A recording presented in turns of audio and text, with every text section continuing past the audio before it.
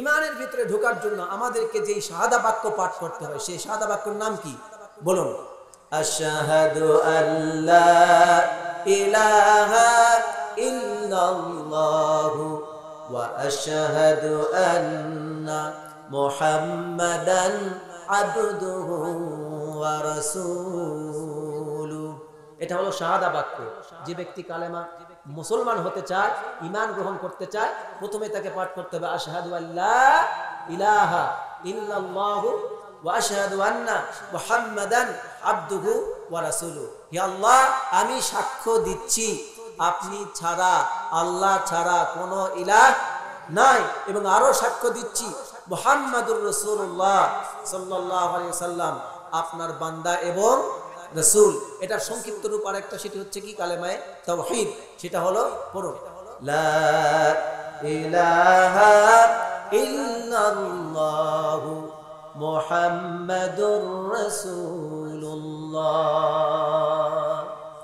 এই কালেমা শাহাদার সংক্ষিপ্ত রূপ হলো কালেমায়ে তাওহীদ, লা ইলাহা ইল্লাল্লাহ, এতটুকু। আর যখন মুহাম্মদ রাসূলুল্লাহ পুরোটা মিলে সংক্ষিপ্ত শাহাদা বাক্যে ওয়া আন্না মুহাম্মাদার রাসূলুল্লাহ সাল্লাল্লাহু আলাইহি ওয়াসাল্লাম। এটার মাধ্যমে আমরা কি হলাম? মুমিন হলাম। কি হইলাম? মুসলমান তো পরের জিনিস, মুসলমান এখনই না।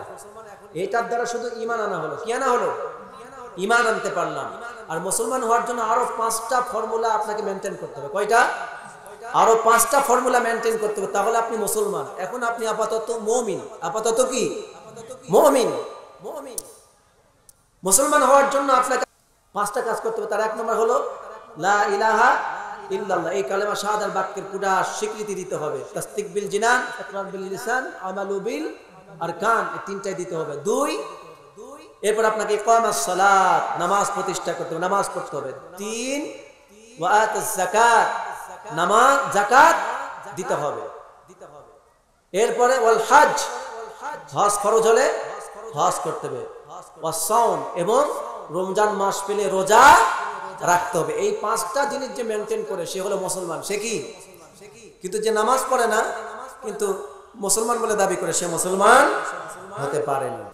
তাহলে ঈমান হলো আপনার সবচেয়ে দামি জিনিস। ঈমানটা কি বলুন তো? সবচেয়ে দামি জিনিস। কেন?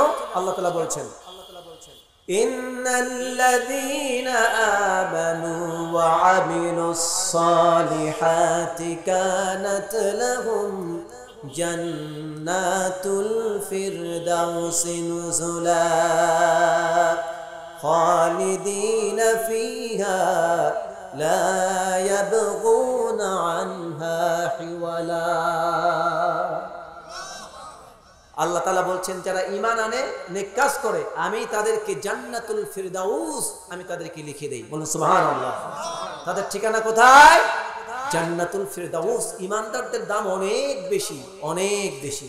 রাসূলুল্লাহ বলছেন মান ক্বালা লা ইলাহা ইল্লাল্লাহ দাখালাল জান্নাহ। যে ব্যক্তি পড়েছে লা ইলাহা ইল্লাল্লাহ, সে ব্যক্তি আল্লাহর জান্নাতে প্রবেশ করবে। বলুন সুবহানাল্লাহ। তাহলে জান্নাতে প্রবেশ করার জন্য সর্বপ্রথম যেটি শর্ত, সেটি হলো আগে ঘোষণা দেওয়া লা ইলাহা, আওয়াজ দিয়ে বলুন লা ইলাহা। এটি পড়লে জাহান্নাম থেকে মুক্তির, চিরস্থায়ী আযাব থেকে মুক্তির কেবল একটা রক্ষা কবচ, একটি চাবি আপনি অর্জন করলেন, একটা চাবি পেলেন।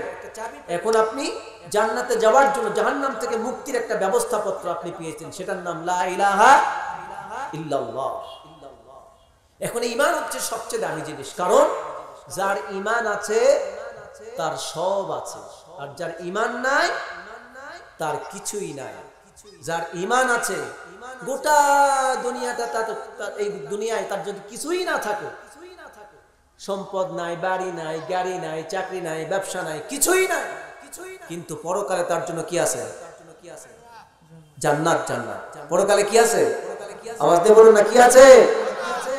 জান্নাতে একা আমি যাব না তো ভাই, তোমাকেও জান্নাতি দলে নিতে চাই।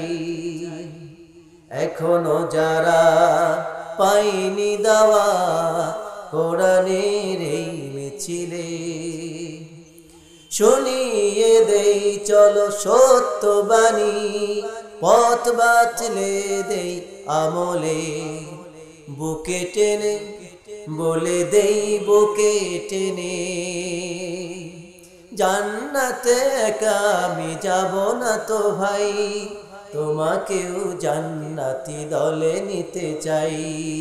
আল্লাহ কবুল করুন, বলুন আমিন।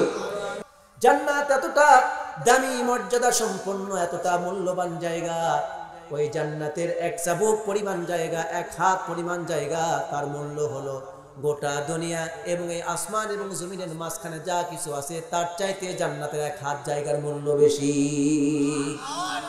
শুধু তাই না, ওই জান্নাত হলো মানুষের সকল আশা পূরণ করার জায়গা।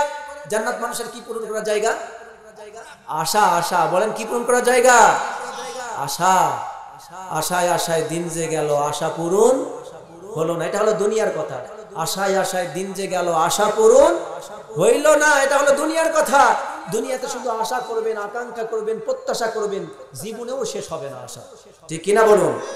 কিন্তু আল্লাহ বলছেন জান্নাত এমন একটি জায়গা, দুনিয়ায় যা আশা করেছে একটা আশাও পূরণ করতে পারো না, কিন্তু জান্নাত আমি আল্লাহ তাআলা এমন ভাবে তৈরি করেছি, ওই জান্নাতে যা চাইবে, যা আশা করবে, তার প্রত্যেকটি আশা পূরণ করে দেওয়া হবে। সুবহানাল্লাহ বলুন। আল্লাহ বলেন ওয়ালাকুম ফিহা মা তাশতাহি আনফুসুকুম ওয়ালাকুম ফিহা মা তাদউন। আল্লাহ বলছেন ওই জান্নাত এমন একটা জায়গা, ওখানে গিয়ে যা চাইবে আল্লাহ তাআলা তাই তোমাদেরকে দান করবেন। সুবহানাল্লাহ। ঈমান ছাড়া জান্নাতে যাওয়া যাবে? ঈমান ছাড়া জান্নাতে যাওয়া যাবে না। ঈমানে ঢোকার, জান্নাতে ঢোকার, পরকালে মুক্তি পাওয়ার প্রথম চাবি হলো ঈমান। প্রথম চাবিটা কি? ঈমান। সুতরাং ঈমান হলো সবচেয়ে দামি জিনিস। দেখুন সাহাবায়ে কেরাম এই ঈমানের জন্য সাহাবায়ে কেরাম মক্কায় যখন আল্লাহ রাসূল দাওয়াত দিলেন কালেমার, তিনি ঘোষণা করলেন লা ইলাহা ইল্লাল্লাহ, আল্লাহ ছাড়া কোনো ইলাহ নাই, তোমরা পড়ে নাও লা ইলাহা ইল্লাল্লাহ তুফলিহুন, তাহলে তোমরা সফল হয়ে যাবে। তোমরা ছেড়ে দাও দেবতার পূজা, ছেড়ে দাও তোমরা মাটির দেবতা, পাথরের মূর্তি, মাটির মূর্তি, কাঠের মূর্তি, পিতলের মূর্তি, লোহার মূর্তি, এগুলি তোমরা কেন পূজা করো? অথচ তোমাদেরকে তো সৃষ্টি করেছেন আল্লাহ। যারা বলুন কে?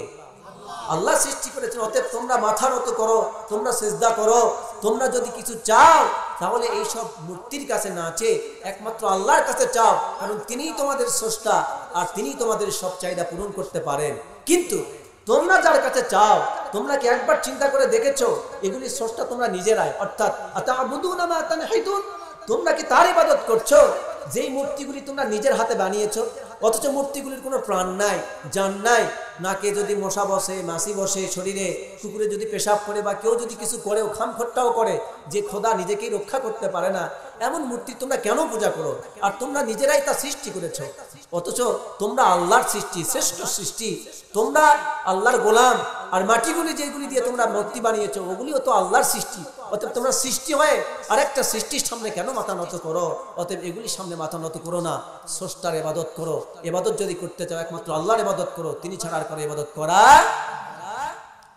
এই কথা যখন আল্লাহর নবী দাওয়াত দিলেন, তখন মক্কার মুশরিক যারা ছিল, যারা দেবতার পূজা করত, বিভিন্ন মূর্তির পূজা করত, তারা তখন রাগ করলো, খেপে গেল। তারা খেপে গিয়ে বলল আজআলাল আলিহাতা ইলাহা ওয়াহিদান ইন্না হাযা লাশাইউন উজাব। তারা বলল হে মুহাম্মদ, তুমি কি আজব কথা বলছো? আমরা এতদিন পর্যন্ত 360টা দেবতার, কাবা শরীফের মধ্যে 360টা দেবতা আছে, মূর্তি আছে, তার পূজা করি, তার কাছে ভাগ্য চাই, চাকরি চাই, ফসলের উন্নয়ন চাই, ভাগ্যের পরিবর্তন চাই, বিভিন্ন লটারি করি, তার সামনে নজর নিয়াজ পেশ করি। এই 360টা মূর্তি আমাদের কাবা শরীফের ভিতরে আছে। এরপরে পাহাড়ের মোড়ে মোড়ে আছে, পাহাড়ের উপরে আছে, রাস্তার মোড়ে আছে, বাজারে আছে, ঘরে আছে, তাকে আছে, সব জায়গায় মূর্তি। যখন রাস্তায় চলি, আত্মীয়র বাড়িতে বেড়াতে যায়, ব্যবসা বাণিজ্যে যখন যাই, তখন একটা করে মূর্তি কাঁকালে করে নিয়ে, কুলে করে নিয়ে যায়। এত মূর্তি আমরা, এত দেবতা আমাদের, এত আমাদের উপাস্য, তবুও তারা আমাদের সব চাহিদা পূরণ করতে পারে না। তুমি সব ইলাকে বাদ দিয়ে এখন এক ইলার ইবাদত করতে বলছো, আসলে তোমার তো মাথা ঠিক নেই। তুমি আশ্চর্য কথা বলছো, তুমি কেমন একটা বিস্ময়কর কথা বলছো, তোমার কথা তো বিশ্বাস করতে পারছি না। এইভাবে তারা আল্লাহর নবীকে কথা বলতে লাগলো। কিন্তু বলুন তো, এই সব মূর্তি এবং মানুষের স্রষ্টাকে? আওয়াজ দিয়ে বলুন না, আল্লাহ। আল্লাহ বলছেন তোমরা মুশরিকদেরকে দাওয়াত দাও, লা তাসুব্বুল্লাযিনা ইয়াদউনা মিন দুনিল্লাহ ফায়াসুব্বুল্লাহা আদওয়ান বিগাইরি ইলম। আল্লাহ বলছেন তোমরা মুশরিক যারা মূর্তির পূজা করে, যারা দেবতার পূজা করে, তৃতীয় খোদায় বিশ্বাসী, দ্বিতীয় খোদায় বিশ্বাসী, 33 কোটি দেবতায় বিশ্বাসী, আর অসংখ্য দেবতার কেউ পূজা করতে পারে, তোমরা খবরদার কোনো মূর্তিকে গালি দিও না। ওই মূর্তির যারা পূজা করে তাদেরকেও গালি দিও না। তোমরা যুক্তি দিয়ে তাদের সামনে তাদের কথাগুলো তুলে ধরো, কিন্তু গালি দিও না। ব্রাহ্মণকে গালি দিও না, ঠাকুরকে গালি দিও না, কোন বিধর্মীকে, কোন অমুসলিমকে গালি দিও না, হিন্দুকে গালি দিও না, বৌদ্ধকে গালি দিও না, খ্রিস্টানকে গালি দিও না। তাদের ব্যাপারগুলি কোরআন সুন্নাহ দিয়ে বোঝানোর চেষ্টা করো। তোমাদের কাজ দাওয়াত দেওয়া, গ্রহণ করলে আলহামদুলিল্লাহ, না করলেও তোমাদের কোনো দায় দায়িত্ব নাই। তাদের হিসাব নিকাশ নেবেন কে? আওয়াজ দিয়ে বলুন আল্লাহ। সুতরাং আমাদের কাজ কি? দাওয়াতটা পৌঁছে দেওয়া। অতএব আমাদের এই মাহফিল থেকে চতুর্পার্শ্বে যত অমুসলিম ভাইরা আমাদের কথা শুনতে পাচ্ছেন এবং মুসলমান ভাইরা যারা কথা শুনতে পাচ্ছেন, তাদের প্রত্যেককেই আমরা দাওয়াত দিচ্ছি, আল্লাহর ইবাদত করুন। যে আল্লাহ আপনাকে আমাকে সৃষ্টি করেছেন, যে আল্লাহ গোটা আসমান জমিন সৃষ্টি করেছেন, যে আল্লাহ আপনি যে মাটির মূর্তি তৈরি করেছেন তারও যিনি স্রষ্টা, সে আল্লাহর কাছে আমরা ইবাদত করব, সে আল্লাহর কাছে মাথা নত করব। বলুন ইনশাআল্লাহ। আল্লাহ আমাদের তৌফিক দান করুন, বলুন আমিন। প্রিয় ভাইরা, এই কালেমার দাওয়াত দেওয়া কঠিন তখন ওই মুহূর্তে যখন কেউই আল্লাহর ইবাদত করতো না মক্কায়। ইব্রাহিম আলাইহিস সালাম ইন্তেকালের পর মক্কায় যখন ইসলাম ধর্মকে বিকৃত করে যখন দেবতার পূজা শুরু হলো, মক্কায় যখন সব অমুসলিম হয়ে গেল, তখন এই কালেমার দাওয়াত দেওয়া, এক ইলার দাওয়াত দেওয়া কঠিন না সহজ? কঠিন না সহজ? কঠিন ব্যাপার ছিল। তখন নবীজি দাওয়াত দিলেন আর সবাই নবীজির উপর খেপে গেলেন। তখন শুরু হয়ে গেল ঈমানের পরীক্ষা। যারা ঈমান আনতো তাদের জীবনে শুরু হয়ে যেত পরীক্ষা। কি হতো? পরীক্ষা। ওই ঠিক সেই মুহূর্তে, যেই মুহূর্তে আল্লাহর নবী কালেমার দাওয়াত দিলেন, ওই মুহূর্তে ঈমান যারা কবুল করলেন, আম্মার, খাব্বাব, বেলাল, সুমাইয়া, ইয়াসির, ওমর, আবু বকর সিদ্দিক রাদিয়াল্লাহু আলাইহিম আজমাইন, যারা ইসলাম কবুল করলেন, ঈমান আনলেন, তাদের প্রত্যেকেই এই ঈমানের উপর ইস্তেকামত থাকতে গিয়ে, এই ঈমানের উপর টিকে থাকতে গিয়ে জান দিতে হয়েছে, মাল দিতে হয়েছে। তাদের কেমন কি নিজের জন্মভূমি ছেড়ে হিজরত করে আবিসিনিয়ায়, মদিনায় চলে যেতে হয়েছে। ঠিক কিনা বলুন? কিন্তু বলুন তো, সাহাবায়ে কেরাম কি শত জুলুম নির্যাতনের পর সুমাইয়াকে শহীদ করে দেওয়া হয়েছে। সুমাইয়ার স্বামী ইয়াসির রাদিয়াল্লাহু আনহু, বৃদ্ধ মানুষ, প্রায় 100 বছর বয়স, তাকে চিরে 2 টুকরা করে ফাঁক করে দেওয়া হয়েছে, ঈমান ছাড়তে বাধ্য করা হয়েছে। কিন্তু তিনি বলেছেন, আমি জীবন দিয়ে দিব আবু জেহেল, কিন্তু ঈমান ছেড়ে দেব না। সুবহানাল্লাহ বলতে পারলেন? সহজ বিষয়টা নাকি কঠিন বিষয়? বুঝবেন। এবার দেখুন, শহীদ করে দেওয়া হচ্ছে, মেরে মেরে কাউকে আগুনের মধ্যে ফেলায় দেওয়া হচ্ছে, কাউকে আগুনের উপর চিৎ করে শোয়ায় দিয়ে জ্বলন্ত কয়লা নিভাইয়ে দেওয়া হচ্ছে, মার অত্যাচার, ঘর বাড়ি, জায়গা জমি, ব্যবসা বাণিজ্য সব ছিনিয়ে নেওয়া হচ্ছে। এক পর্যায়ে সাহাবায়ে কেরাম রাসূলকে গিয়ে বলেন, ইয়া রাসূলুল্লাহ সাল্লাল্লাহু আলাইহি ওয়াসাল্লাম, আমরা তো সহ্য করতে পারছি না, কি করব? নবী করিম সাল্লাল্লাহু আলাইহি ওয়াসাল্লাম তাদেরকে বললেন, আমার সাহাবীরা, মক্কায় তোমরা থাকলে মুশরিকরা তোমাদেরকে মারতে মারতে শেষ করে দিবে। অতএব আমি নবী এখানে আসি, আল্লাহ আমাকে দাওয়াত দেওয়ার দায়িত্ব দিয়েছেন, আমাকে নবুয়তের দায়িত্ব দিয়েছেন, আমি এখানেই থাকতে হবে। আমাকে তোমরা হিজরত করে চলে যাও আবিসিনিয়ায়, সেখানকার বাদশা খ্রিস্টান, কিন্তু সে ন্যায়পরায়ণ শাসক। অতএব তোমরা চলে যাও বাদশা নাজ্জাশীর দরবারে। সুবহানাল্লাহ বলুন। তারা হিজরত করে চলে গেলেন। কিন্তু একটা বিষয় এখানে বোঝাবার জন্য বলেছে এই কথাটুকুন। বলুন তো, সাহাবায়ে কেরাম আল্লাহর নবীর কথা মতো হিজরত করে কোথায় চলে গেলেন? আবিসিনিয়ায়। বলুন কোথায়? কিন্তু এখানে একটা ছোট্ট কথা আছে, যখন আবিসিনিয়ায় হিজরত করে চলে গেলেন, বলুন তো তাদের ঘর ছিল কিনা? জবাব দেন, জবাব দেন। ঘর বাড়ি ছিল কিনা? জায়গা জমি ছিল কিনা? ব্যবসা বাণিজ্য ছিল কিনা? স্ত্রী সন্তান ছিল কিনা? ভাই ব্রাদার আত্মীয় স্বজন ছিল কিনা? কথা বলে না, সবাই চুপ করে আছে। ছিল কিনা? চিন্তা করুন, ঈমানের দাম কত? আলোচনার বিষয়টা হলো ঈমানের পরীক্ষা। তাহলে একটু চিন্তা করুন ভাইয়েরা আমার, ঘর বাড়ি, আমার আঙ্গুলের দিকে তাকান, ঘর বাড়ি ছাড়লেন, জায়গা জমি ছাড়লেন, ব্যবসা বাণিজ্য ছাড়লেন, স্ত্রী সন্তান ছাড়লেন, ভাই ব্রাদার আত্মীয় স্বজন ছেড়ে দিলেন, নিজের ঈমান বাঁচাতে গিয়ে এতগুলো জিনিসকে কুরবানি করে দিয়ে ঈমানকে টিকিয়ে নিয়ে, ঈমানকে কাছে নিয়ে চলে গেলেন আবিসিনিয়ায়। ঘরকে ত্যাগ করলেন, বাড়ি ত্যাগ করলেন, জায়গা জমি ত্যাগ করলেন, স্ত্রী সন্তান ত্যাগ করলেন, ভাই ব্রাদার ত্যাগ করলেন, একটা জিনিস ত্যাগ করেন না, সেটার নাম কি? আওয়াজ দিয়ে বলুন। এই জন্য বলেছি, কবি এই জন্য বলেছেন, ঈমানের দাবি যদি কুরবানি হয়, সে দাবি পূরণে আমি তৈরি থাকি যেন, ও গো দয়াময় আমার প্রভু দয়াময়। তারা এই ইমানের দাবি পূরণ করতে গিয়ে সব ছেড়ে দিয়েছেন, একটা জিনিস ছাড়েননি, সেটার নাম কি? আওয়াজ দিয়ে বলুন, ইমান। তাহলে ইমান হলো সবচেয়ে দামি জিনিস। কি জিনিস? তাহলে এবার বলুন তো, যার ইমান আছে তার সব আছে, যার ইমান নাই? আওয়াজ দিয়ে বলুন, এটা স্লোগান দিতে হবে, যার ইমান আছে তার, যার ইমান নাই? আওয়াজ দিয়ে বলুন, যার ইমান আছে, যার ইমান নাই? আলহামদুলিল্লাহ, আপনারা হলেন সবচেয়ে ধনী মানুষ যারা মাহফিলে বসেছেন, ইমান নিয়ে বসেছেন। আল্লাহর কসম, পৃথিবীর সবচেয়ে ধনী মানুষ ওই সব ব্যক্তি যারা ইমান এনেছে। আপনি ইমানের জন্য একদিন জান্নাতে যেতে পারেন। খুশি হতে পারেননি বোধ হয়? ইমানের কদর করুন, ইমানের মূল্যায়ন করুন, ইমানকে ভালোবাসুন, ইমানকে সংরক্ষণ করুন, ইমানকে হেফাজত করুন। যে কোনো মুহূর্তে ইমান চুরি হয়ে যেতে পারে, পারে কিনা? আল্লাহ তাআলা আমাদেরকে ইমানকে রক্ষা করার তৌফিক দান করুন, বলুন আমিন।